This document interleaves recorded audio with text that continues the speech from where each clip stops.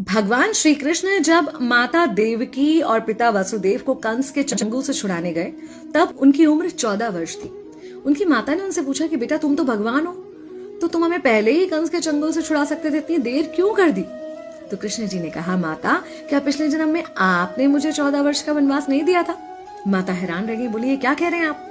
तब कृष्ण जी ने बताया कि पिछले जन्म में मैं राम था और आप थी माता कैकेयी, और आप ही ने मुझे 14 वर्ष का वनवास दिया था, और कर्म फल से कोई नहीं बच सकता माता, इसलिए आपको 14 साल का ये दुख सहना पड़ा।